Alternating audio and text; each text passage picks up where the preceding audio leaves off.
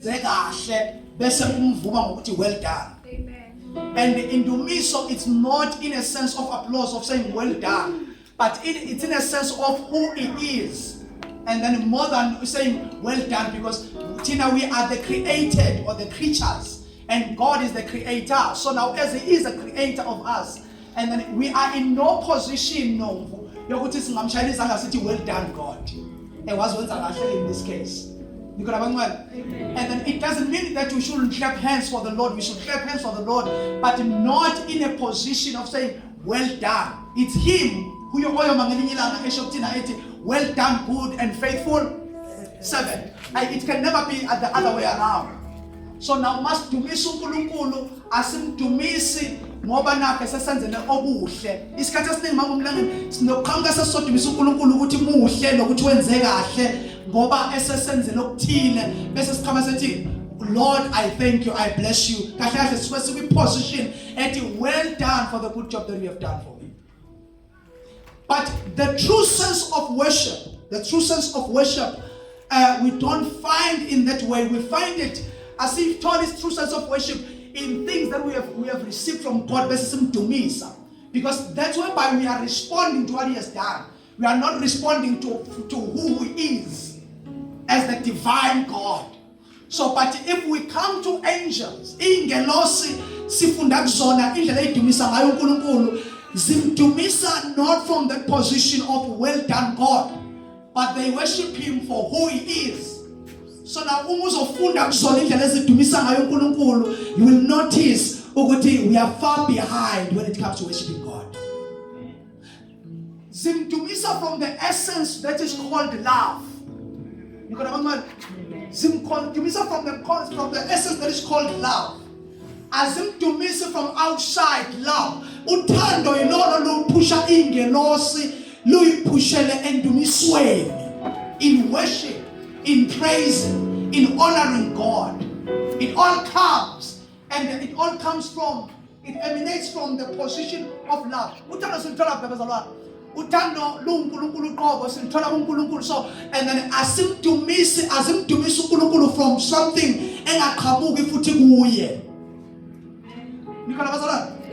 I just establish it like I would everything that we do, and then uNkulunkulu again accept it until it is backed by him.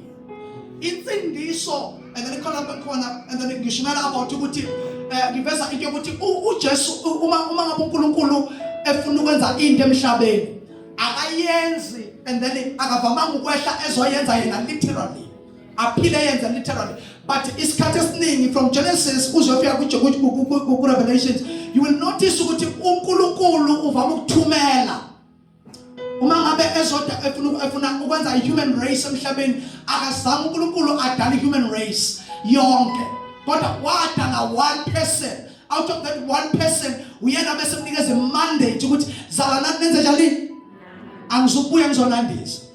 You know, so now uma uNkulunkulu efuna ebona ukuthi abantu sebamoshile, efuna ukuregenerate to start afresh again, ethi sengiyayisola ngimenzele nomuntu, and then what destroy umhlaba ngamanzi, and then washinda deyodwa ogama lawo Noah. Nikhona abantu wasala uNoah, and then uNoah together nomndeni wakhe. Out of uNoah uNkulunkulu waphinde waregenerate futhi emhlabeni sizwe futhi aphinde selani sanda.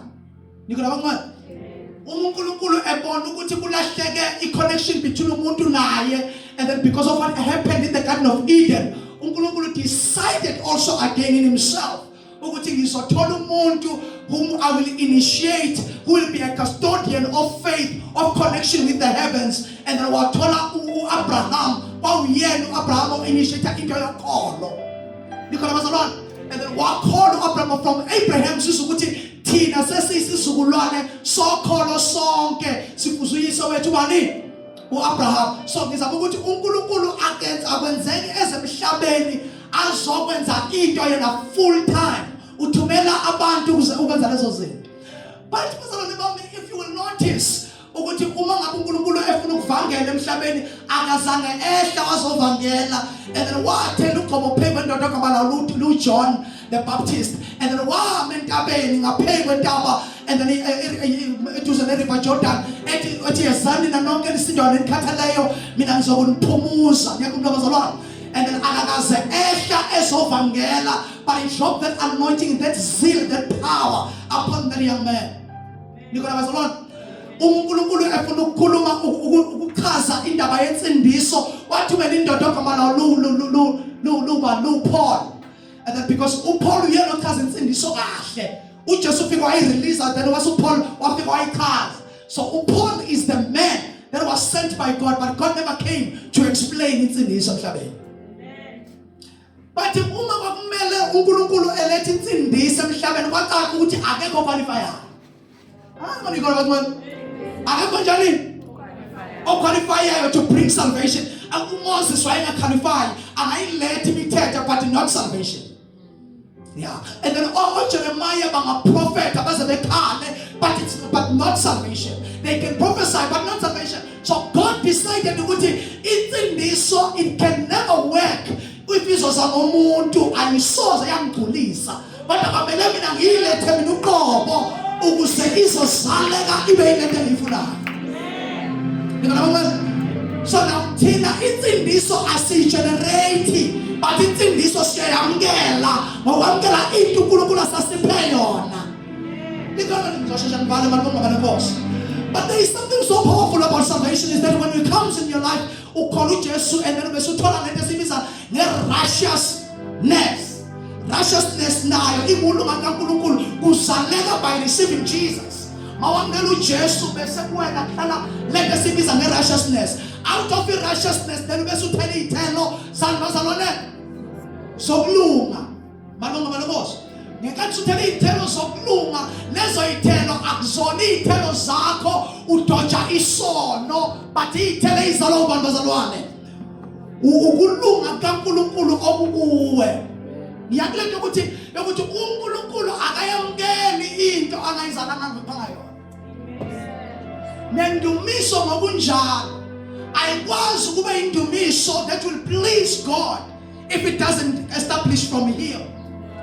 Ingelosike bengithi ingelosike zona zinale tendency yokuthi indumiso doesn't flow from ukuthi uzenzelele uNkulunkulu, but indumiso flows from the essence of God's love. And zifika zamkela uthando lukaNkulunkulu, then ebese zibuyela kuNkulunkulu ziyomdumisa from the essence of himself, of which is love. I deposit abamdumisa ngoba uvula iminyango, bamdumisa because of the love he gave them. So now uNkulunkulu every time when it comes to men ezocela utho akayicela ngaphanga, uyicela ngoba uphila. It's one of the enye ama-principles engishumayela ngawo nengiphila ngawo nengikhulisa ngayo abangcwele is this thing yokuthi bazalwane, you never give into uNkulunkulu angaphayo. Nikola mangani noma ngathiwa u500 rand, uma unganawo u500 rand uNkulunkulu akakhulumi now because akakakuniki u500 rand. And then so now mlinde ezekhulume kwi-level akunikeze yona. Manje wedala isikweletu ngokuthi kubizwe imali enkulu. Nikhona bazalwane? Phela that's the problem. Efaka abazane ey'kweletini ukuthi uzwe ukuthi ubizwa ku10,000 rand esontweni ahambe akwenze isikweletu, kanti uNkulunkulu ukhuluma nomuntu onobani 10,000 rand. Njengoba ekhuluma ukuthi ukhona no10,000, njengoba ethi nje lethana 10,000 ukhona nani. And then uyena owazi ukuthi uNkulunkulu ukhuluma nawe manje la. Ngoba unginikile uNkulunkulu akayifuni into umuntu angamnikezanga yona, because ayisoze yaletha uduma kuNkulunkulu into uNkulunkulu angakuphanga yona. Every worship established from what God gave you more than what you can give God. Umupha ngoba uphila. It's bringing back what he has given. In fact, it's a character of saying, I am a good steward of what God gave me. I decide to be a good steward of what God gave me. So,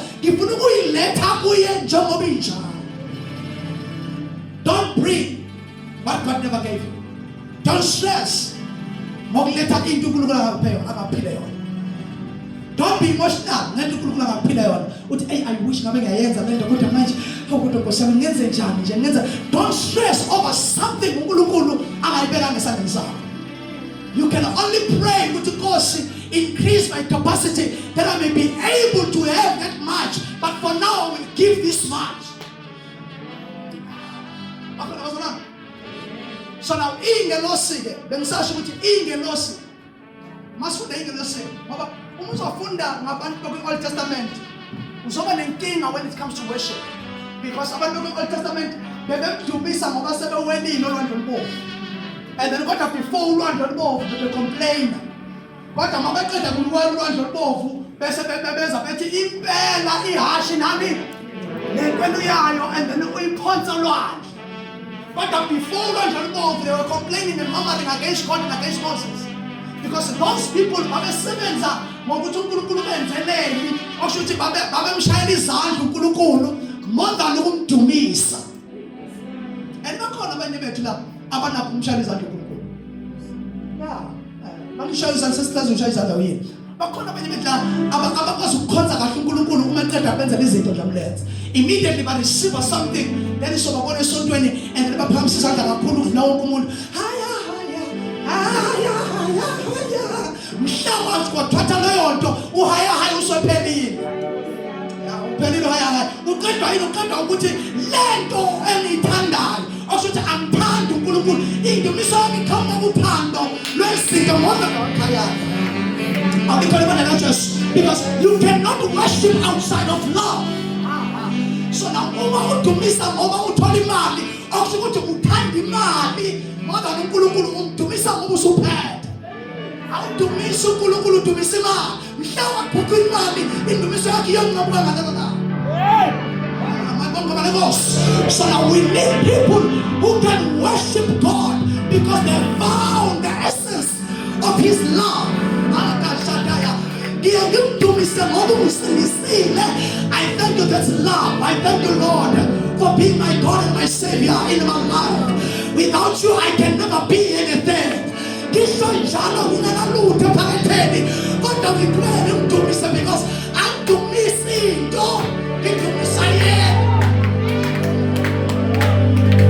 Hallelujah. The angels kind of worship. They don't worship because they worship because of His love. His love and mercy endure forever. And then sometimes it's she experiences him. But the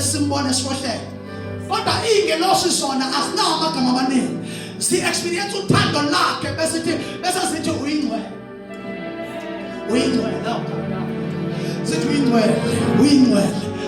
only you are holy.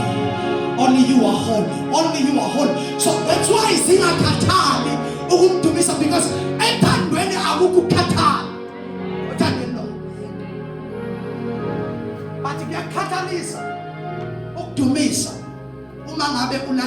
if you are stripped off of things, you will fail to worship. Let's come back to the real heart of worship, where it's all about Jesus. It's all about Jesus. Yeah. It's all about Jesus. I'm happy to take him out. I'm happy to take I'm happy for you. But in the king of because worship is not genuinely about God, it's about yourself. Yeah, it's about yourself. It can be about yourself, which can do some more. Hallelujah. I want to miss some more, but when's the good? I want to miss it no. Because when I figure to miss some more, if reaching another to miss a child, heaven send you away. Now these are worship that flows in your but you still worship. I want to miss it more, but I can't kill his friend. To miss a normal ukula. I'm serious about concert. I'm sondeli kuye ngoba izinto zihamba kahle. Msondela noma izinto zimikabi. Hallelujah, hallelujah. Angisondeli ecaweni ngoba nakho ngine testimony entsha kodwa uzomthola ngihleli la. Ngina testimony entsha ngihleli la. I'm here to worship. I'm not here for things. I'm here for Him. Here for Him. I found Him. Angutholanga umsebenzi kodwa ngokuthi ngimtholile. So as long as I have Him, I will still worship. I will still praise His name. Jana makalwane gaza la yena mina gaza la yena. Jana ukuthi indumiso yami ayidishi. That's why even nesi benjeleni kuba ngathi sifaka upetrol nje phezu komlilo ngoba lento ayidishi. Ina manje. Ngikho ngombe. So now lento misonle yangelosi sithi flow from the loud. So it's a direct communication between God and the angels. It's not a communication between things and angels, between God, things and angels, because she does not put it in the mission to flow from what God gives. And basically, once was niggas alone, the mama's cause I'm dad, basically, in the mission. Get taken my tongues now, was I'm about me going to and then a kisha of Katiti, a kisha in that with it. Hey, as I told her, and then no Katoya Kashaka, and then you got to Uba Utana and then you got to Katoya Kashaka of Ma. Who Kishua, who said it, who told you. I get conscious. No, I get conscious. I won't doubt you some from seven, but I'm standing and home seven suit on it, and then so who of the message that's what I get conscious. Each testimony got a bunch of things into Missako if figure out the end. But we tend to say, I'll do miss Unkulu for who he is, to miss for what he gives. Hallelujah. Jana Babusko Sana said to someone, what's it? Unkulu do you so no? Do you so no? Do you so? What do you so from Shabanana? Ekaya Kubangatika Kosela, Pagat, follow up to eat my Jehovah. I will shake your confession of what He is the Prince of Peace. Usain Kosa told. Uso Kosa la Bakoto Kusin Kosani. Uso Shadow up here to Masala. I will shake your confession which you are the Prince of Peace. We hear that that's a question of His deity and His essence. Which whom the Mama to Lagos is the autumn call, but when I look to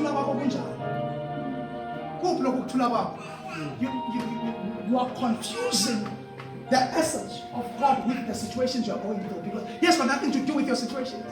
He has got everything to do with who He is, regardless of everything you are going through. Everything you are going through doesn't determine His deity and His divineness and His holiness and His completeness and His power.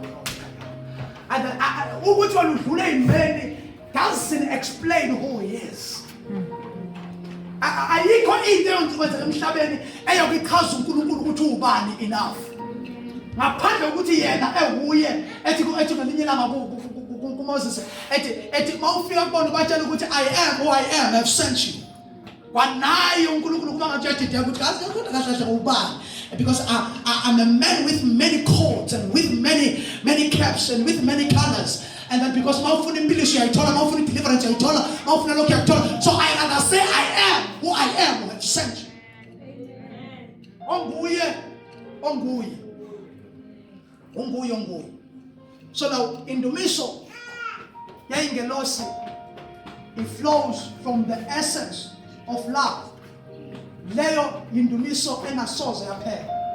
Because lothando ulwamukele ngokwamukela uJesu. Okusho ukuthi uthando futhi ongancike ekutheni unkosikazi wami uhappy ngami noma akekho happy ngami ngaleso sikhathi. And then as long as I still have the love of God in me, then I will keep on worshiping God. Khona umunye phela ushiya isonto ngenxa ukuthi ubona ukuthi ingene esontweni lapha samthandi kahle. Ubona ukuthi umuntu besikhonza naye ngoba makabe uJesu. Khona umunye oshiya indaba emfundisi ukuthi waphoqa umfundisi wakhe. Ethi kwamfundisa nje engasayifuni nje. And then I left church, but I never left God. And that I sang Shia Masonto, then I'm something about Sonto. That is a bit of phone. You know, no, and that you are not right with God. Ubita will be married. What was the cancer? Will be married. Because I'm not one who contact until you heal from that situation. You must be healed. Amen. Hallelujah. Amen. Now the Barcelona. I want to close, but I say so I want to next week. And then now Utando Noma Ingelosi, they reflect the glory of God simply because of one thing, because of worship that comes from love. Utando nalo baliphiwe uNkulunkulu. Okusho ukuthi yonke njengoba sigcizela ukuthi yonke into uNkulunkulu akayamukeli until ize ngayo. Esiyibuyisa ke. Ingakho iverse lithi liveza lento yokuthi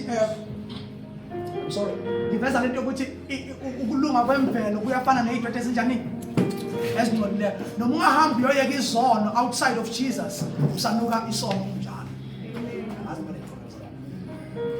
Noma ungahamba besiza sisho nasemngcwabeni womuntu sithi asiwazi unqa wakhe kodwa akawazi umamukela uJesu. Lona siyacabanga uyongena egijima unqa wakhe asiwazi. Asiwazi unqa wakhe kodwa uJesu akakaze amazi. Okusho ukuthi noma unqa wakhe singawazi but usafana nomuntu onuka njengomuntu owonileyo because wonile hayi ngoba umuntu akoni ngokuthi wenza isono. One because of the seed, the corruptible seed of idea that moved from generation to generation. Uzalwa umuntu ekubazalwane esosonweni. So noma ungadoja izinto ezibhedayo nani uzojatshulelwa oba usikhosana ukuthi asikaze simhubhe lo esegangeni. Kodwa uNkulunkulu it doesn't mean ukuthi uhappy ngokuthi ayikha lona uyakwazi ukudoja isono because uNkulunkulu is not about ukudoja isono. It's about yena ekwenza unqoba isono. And it's not about it's not about ukuthi wena udoje isono. It's about yena ekwenza ekunikeza amandla okunqoba isono because isono asidojwa but isono siyanqotshwa. Because isono sinamandla aso. And then you will never defeat sin if usidoja. Siyanqotshwa asinqotshwa ngokudojwa sinqotshwa ngokwamukela losinqobile isono nokufa uJesu. Siyanqotshwa isono. Balonke banenkosi. So now okwenza ukuthi isono singakwazi ukuba namandla okuthelela ithelekeleni yakho is because of that you've got this righteousness of God in you. That righteousness of God keeps on producing good results. I wish we are perfect. We are always being renewed and shaped towards the image of God every day. God does see shaped towards that image because that's it because you are man to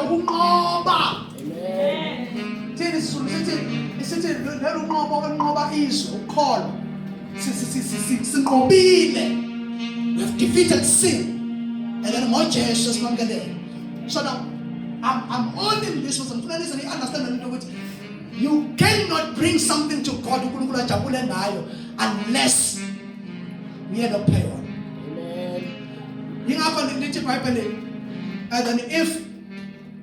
And then young king to oil telling upon the color and Japanese you paraphrase, but in fact this one verse and then you cannot please God without faith. Ukholwa uNkulunkulu. So awukwazi ukumjabulisa uNkulunkulu. Ungenzeka ukumjabulisa. Lokusho noma ungenza kahle kangakanani ngaphandle kokholo. uNkulunkulu akakwayo. Nayibona into yokujabulisa uNkulunkulu. uNkulunkulu awumjabulisi outside of him, umjabulisa ngaye. That's how confident God is about himself. He is very confident ukuthi into evela kimi iphinde inkitaze. Kodwa into zenzela yona ngenyama yakho and then ivele emandleni esono, it doesn't please God. Hallelujah. Ngokuba ngamakhelwane basamjabulisa ukholwa kwakho kuyamthokozisa because it's faith. Ukholwa pleases God. when things are upside down, but keep on pleasing God by faith. It's upside down, but I'm called. It's upside down, but I'm a tell. And then I can't be that, but I'm a tell. So actually, but I'm not going to go happy in a similar circle. But I'm going to be happy by a who call a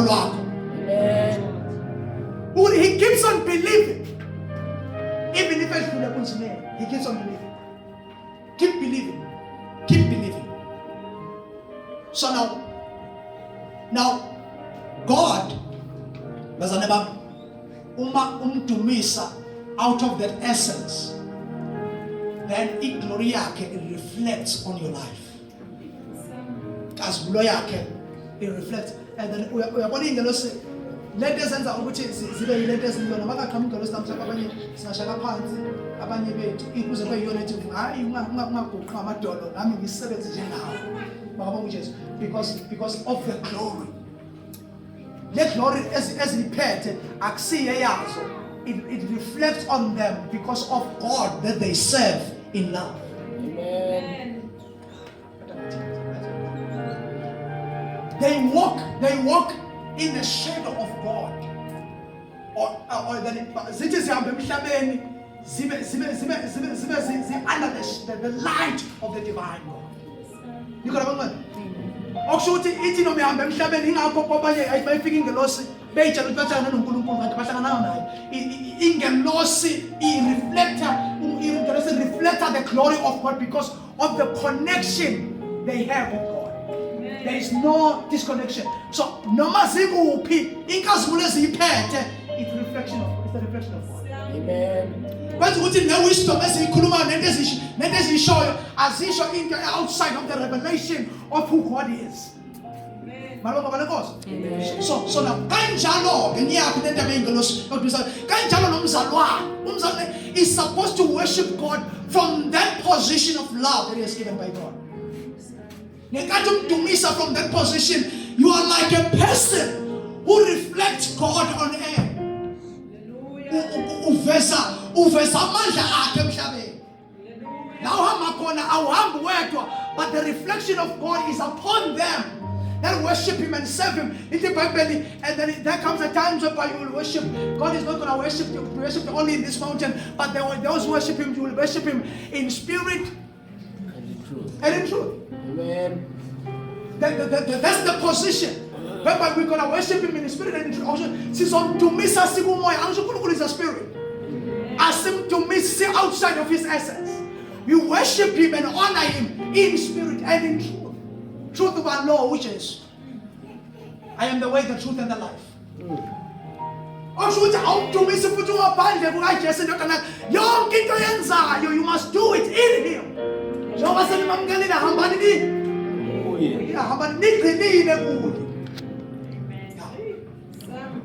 Lempilo angeke wayiphila wa successful kuyona ngaphandle kokuthi uhlale kuye, then you will reflect His glory. Phela nokuqoba kwethu is not for us, but uqoba kwethu is for Him. Nokuphumelela kwethu is not for us, but it's for Him. It is the reflection of His glory. Yeah, the reflection of His glory. This sends you to a position whereby inyama ayikwazi ukuyibonga for anything. Mawuphila lempilo yendumiso awukwazi ukuyibonga enyameni. Uyingakho uPaul ethi we boast in the Lord. No boasta kwethu, and then it's not in our flesh, but it's in the work of the Lord, in the work of the cross, in the work of our God. She boasta sikuye. Yingakho sinesana sithi I was uNkulunkulu in our lives. We are boasting in the Lord. Omunye ethi nanomyangibona nje, nanomyangibona ngamandla esiphambana. We are boasting in the Lord. Oh, nikhona ikalibani. Mtshela makelwane. Hamba kuyo. Uyathela ithele ejabisa uNkulunkulu. Uyathela into edlekayo kuNkulunkulu. Into asiyadleka kuNkulunkulu nasemhlabeni yoba impact. Hallelujah. Because God is the standard of how things are supposed to be. God is the standard of goodness. Yonke into engazalwa uNkulunkulu is not good noma ingayinhle emehlweni akho, but it's not good. God is the standard of everything that's supposed to be good. Uthi David ngelinye ilanga and then sengiyahlala endlini kaJehova kuzobe nini? Surely goodness and mercy shall. But yonke lento iqala ngokuthi ngihlale. Because in the Old Testament ukuhlala etempelini and then kwakuresemble ukuthi bahlele uNkulunkulu. Thina in the New Testament ukuhlala kuChrist ikhona ekwenza ekusihlala uNkulunkulu. And then sibuya la uChrist and then sibuya ngilangana. Unathena endaweni ephezulu ezulwini together with the Father. But ibone ukuthi Old Testament babenganayo the privilege yokuthi isengo seTemple sesidabukile. Amen. Bakwazi ukuyingenela. Sesiyalapho sifunde khona ngisho. Bayakwazi ukuyingenela. Babengakwazi bona ukuyingena but thina leso sengo seTemple sadabuka sathuka phezulu sashona phansi.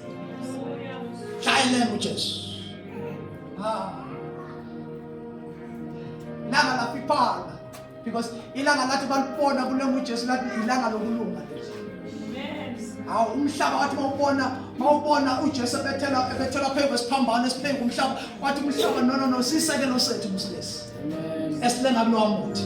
Hawu haleluya bazalwane amathuna athi bayibona and then kulenga lenkosi abangcwele abafa bekholwa eJerusalem amathuna avuleka babonakala bahamba in the city because they could not stay anymore.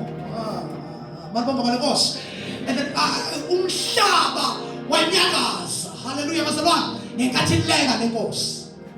This is the king. Amen. This is the king. So now this is the direct connection with God in worship. In Old Testament ngithe ungayikopeli indlela abadumisa ngayo Old Testament. Badumisa ngoba izinto sezilungile. Ngoba sebenqobile. But in New Testament and angisho ukuthi ungayifunda thina like I said in Old Testament and New Testament iBhayibheli it's all in all it's holistically phelele kanjalo. Kodwa when it comes to worship thina sile nhloko ka New Testament edumisa isenkingeni hayi ngoba sesiphumile kusona. Because that's the New Testament believers. Thina uma sidumisa uNkulunkulu asamdumisi engale kwekhethenisi okweveil. Bazalwane bami. Because indwangu senjani bazalwane yadathu xa uphinde umfundele mamkhulu lapho usine khona manje ezivela remind us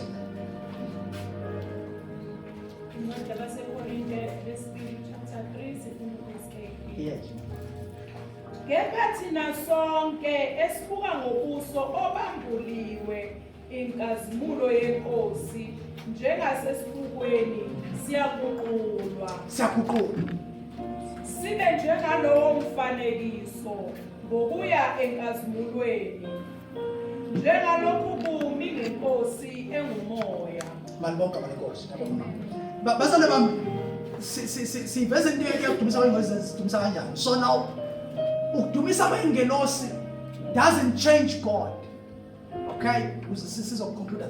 Ukudumisa kwengelosi it doesn't change God because He is the same yesterday, today and forever. He doesn't change. He changes not. He's complete. Kanjalo nokudumisa kwabantu it doesn't change God. Bamdumisa noma bamdumisa but God remains the same. Okay? And then bese ke uzobheka into yokuthi into ezakalayo uma ingelosi zidumisa uNkulunkulu yizona ezishintshayo. Bese zireflecta inkazimulo yakhe emhlabeni noma wherever they are or wherever they are sent.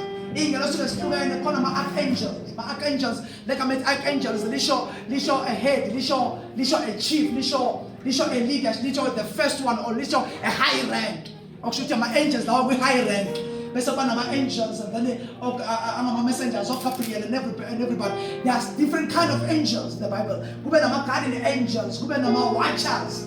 Ama-watchers lawa ngelinye ilanga abasathunyelwa emhlabeni and then abantu ba-confuse ukuthi somehow maybe kune debate on that ukuthi lezo ingelosi lezo yizona ezalana namadodakazi abantu zawashada. Nakubula lo ndaba zalana abantu zawashada kwazala amadodana la ingane lapho zabayimidlo doshiya lezo ngane yilapho khona vela khona abolokunja abobala abakhona yana nikho abancane and all that. But there is an argument. Abanye they say no. The watchers, those angels, I ascend the uzokata aband, of course. God lezo lezo zazingekho physical. Zazing about spirit. How can a spirit get married to a person of flesh and blood?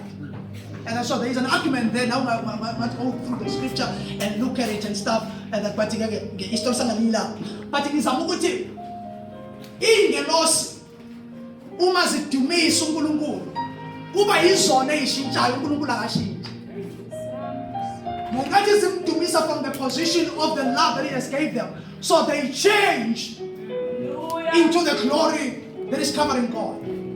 Yingakho njamlenze uma ubheka iBhayibheli uzonothisa ukuthi there is a time whereby ingelosi yayithi mayifika babumloyi and ithi mayifika umuntu eshaya phansi ngobuso ecabanga ukuthi uhlala noNkulunkulu kube ingelosi emtshela ukuthi angisiyo uNkulunkulu, I'm just a servant. Yeah. That's why sometimes yayikhuluma ingelosi kube ngathi khuluma uNkulunkulu qobo. Because now uma usudumisa uNkulunkulu in that level, you will speak as God speaks. You will look at things as God look at things. Amen. Because you reflect that which you worship in truth and in spirit. You become a reflection of God on earth. You become a reflection of what God does in heaven. Ulethe isambulo angasisi isambulo senyama ingakho uPeter ngalilanga wakhipha isambulo and then thou art the Christ, the Son of the living God. What you just wena mfana man kahle wena mfana lento suyikhipha njengamanje awuyimphunela nenyama nagazi but uyimphunela uNkulunkulu qo. Because you no more speak like men speak, but you speak the revelation from the mind of God. Uthi ukhuluma njengenjwayelo kanti usikhuluma umoya kaNkulunkulu. How hallelujah bazalwane. Likhona ibandla laKristu. So now this is a true reflection. Yenzeka ngendumiso, the genuine worship. Tshela makalwane, yekela usibe indumiso.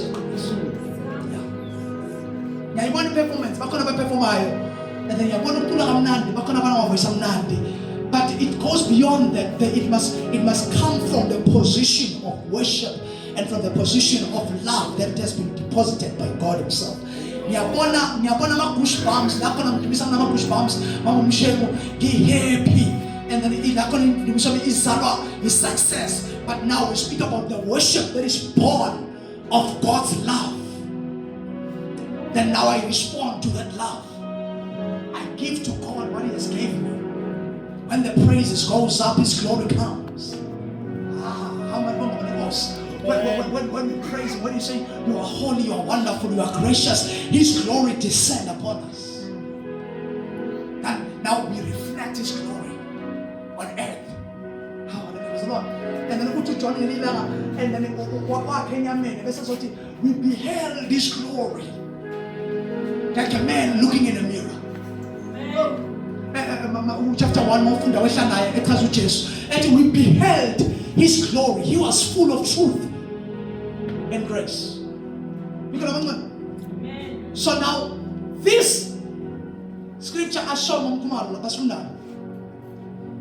kuthiwa ke asamdumisi njengabantu abanaleya veyili. Le veyili okukhulunywa ngayo ileya veyili yakwi-Old Testament.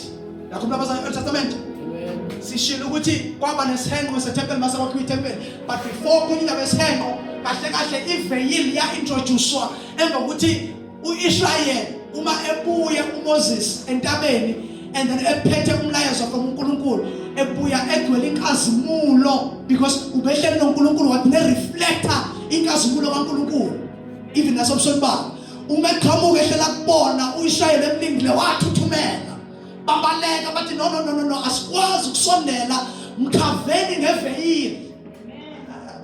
Because ezinye izinto zayintoshela thina kulento uNkulunkulu wayefuna ukuhlangana nathi physical. Kodwa kwamba uIsrael othi no angaveli simbone ngalendlela. Khavani inkazimulo yakhe. That was just a reflection of God's glory. It wasn't God Himself. But a reflection yomuntu ohleli noNkulunkulu who has got a true worship with God. A reflection of uNkulunkulu, so they covered Him. Kanti abazi ukuthi ngenkathi bemkhava risho uMoses already badala ukhengeke ethempelini. Akadaya baya. Awusho mhlase wakhe ithempeli akayuba namandla okungena in the Holy of Holies because inkazimulo yabahlula. How Moses had come to bed. How because was alone. And then so the inkazimulo was on there and then by fish aboard. Stages. Abantu abayibona bathi angeke sikwazi mkhabelo uNkulunkulu. In fact kabalo Mose and then ophethe uNkulunkulu obethe uNkulunkulu ngalendlela. Wacaca ukuthi no njengoba ikhavile akaze futhi babuye bathi ayibhulu inkazimulo. Yabona religion yenzani? We introduce things we forgot to put them out. Hallelujah bazalwane. Bese igeneration yonke iphila ngaleyo nto. So now le yakha Moses okhuluma nabekhavile kubezele kanje ekhuluma nabo ukuze bengamboni inkazimulo ingabaphazamisa is the same vein, the same pattern in fact, and angithi pattern ngasho bese wabuyoza sikaba ukuthi wathatha leyo ndawo leyo yase yokunje bebethempeli. No, the same pattern of that vein yathathwa kwaba yiyona order yasethempelini ukuthi abantu abakwazi ukuhlangana nenkazimulo beyibona face to face. Sahluka namhlanje benza leyo. So kwangena isenqo sethempeli mhla sabakho ithempeli. Is that same vein. Okathiwa ke manje uIsrayeli usedecide ukuthi uMose kuphela ongakhuluma noNkulunkulu. So also nasethempelini abasazungena in the Holy of Holies kuyongena umpristi kuphela. Ansho Mose is a prophet and also a priest. So sekuyongena umpristi kuphela njengalapha. Njengoba lokho. Uyabona ukuthi ezinye izinto akusiyi-order kaNkulunkulu ithina siyi-introduce. So now ngenkathi isenqo sesibildiwe abantu babethi noma befisa ukusondela kuNkulunkulu because ithempeli was so sacred in a way that wakuthi bekuthiwa kuyiwe ethempelini kaJehova even nenkosi uDavide yayijabulisa kwengane encane. Because inalokho ukuthi hayibo phela kwakuleso indawo ovela uye kuyona isinomntu kanjani leyo waba ney'nkathi ney'nsuku zakhona.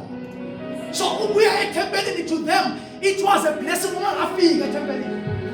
Wawuvuka ekuseni kahle kahle kusho ukuthi ngoba labantu nje abavuka ekuseni sebelindile egate bethi namhlanje size in the house of the Lord. It was an honor. Amen. Hawu bazalwane bami thina siyithatha kancane le nto yokhoza. Ngoba sebasusa iveyili. Mhlawumbe ukususa kweveyili lokho ikona okwenza simjwayele uNkulunkulu wena. Hawu bazalwane bami ikhona kwencwadi. Mhlawumbe ikona okwenza simjwayele kangaka uNkulunkulu. So now baba excited for ukuthi abazukungena in the Holy of Holies. Ba excited ukuthi sizobasabangena in the courts of the church. Abangeni befike kanje babe balapho amadekeni abanye bamangale kodwa babengakwazi ukungena in the Holy of Holies bayoxoxa nomdala nezinsuku bethe sokuthi nje silapho khona kunevumba lakhe khona ungalawo uNkulunkulu namhlanje. Hallelujah bazalwane. So it was an honor to enter the gates of the church. Noma sangenanga ngale kweveli. Now ke la New Testament umujesu elele esiphambano njengoba siyakuphasika umelele esiphambanweni into uJesu azodila nayo kuyiyona ibalekile yilesa seqo because ufuna ukuvula a direct connection between man and God ukuthi akuseyuba nanto eyoba umngene phakathi kwabantu noNkulunkulu. Yingakho kwathi kudatshulwa yena kwabe kudabukisela izalo ibandla langabe sazalela ngaphandle kwe-Holy of Holies lazalela phakathi the Holy of Holies ngobathi bayehlatshwa ngadabuko sonke siyafana egameni likaJesu. Sathi sidabu wathi datshula uJesu sodabuka Israyeli wanyakaza umhlaba lapho iphanga ilanga lazala ibandla asizalelwanga ngaphandle sizalelwa ngaphandle.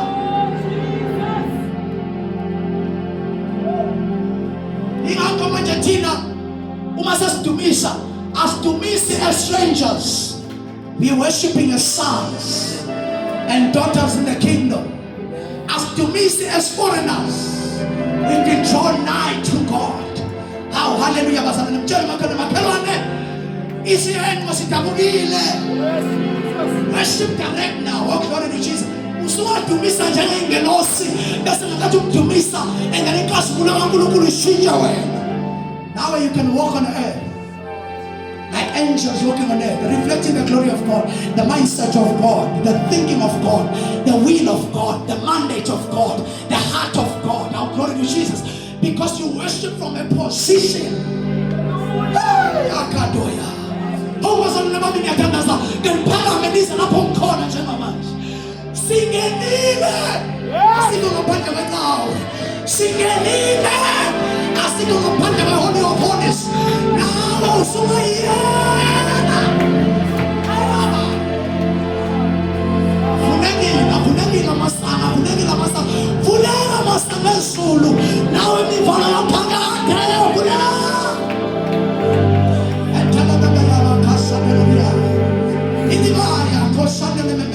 Let's all pray where we are.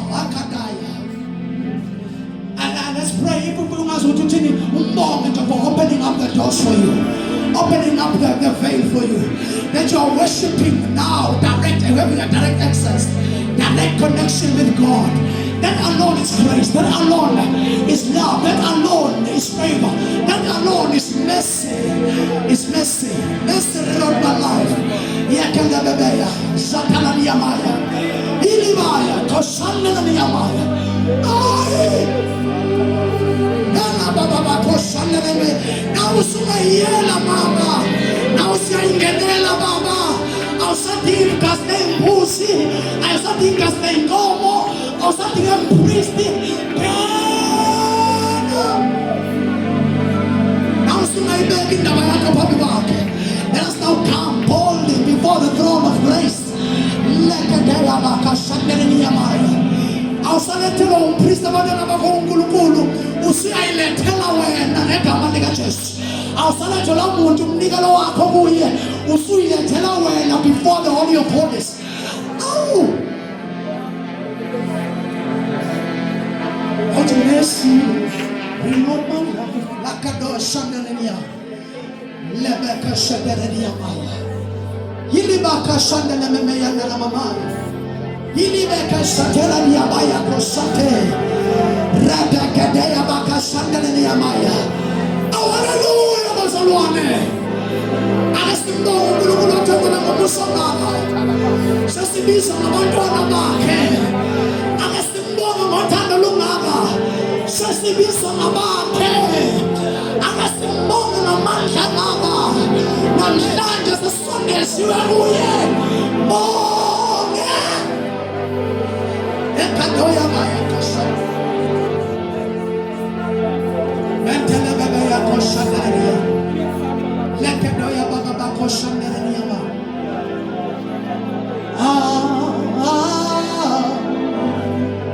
Yeshua, Yeshua. Lakadosana bebe ya baba. Iya kosana.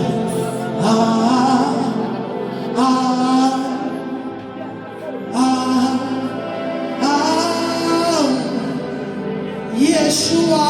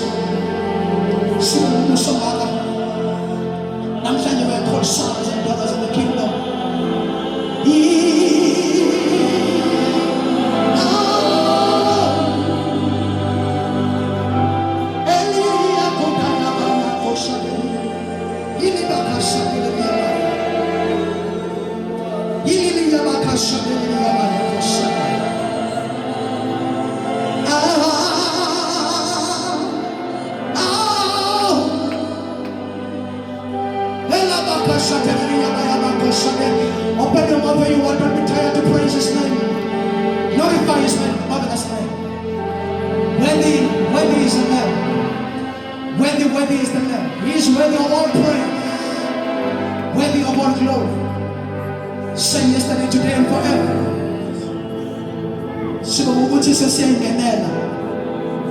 In the sacred place, in the Holy of Holies.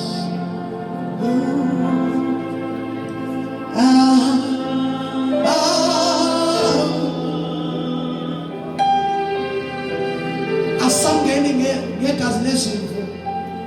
Izona zethu asathethelelwa kanye ngonyaka. Izona zethu sezithethelelwa every day. And then siyasindiswa, siyosindiswa. We don't need any blood anymore to stand for us, but only the blood of Jesus washes away the sins of the world. Jesus is enough. Jesus is enough. Asathi ngomunye umuntu ozosiyela enkosini uJesu wayivula indlela khona umhlaba uthi waya Golgotha yebo yavulwa indlela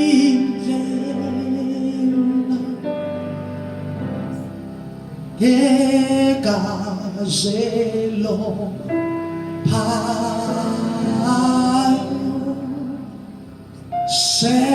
senzelwa ikhaya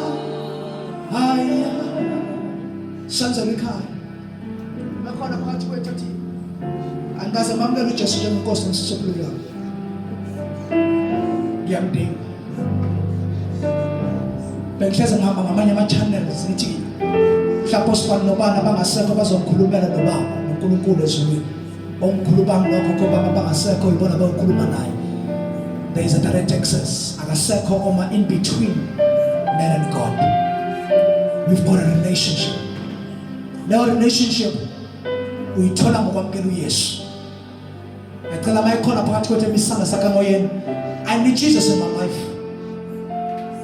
I've heard that today there is this complete access. I've heard that there is a free passage. Now I can come boldly. If I can't njalo ungasali, phamsana sakho nje sibeke emoyeni, I need Jesus in my life.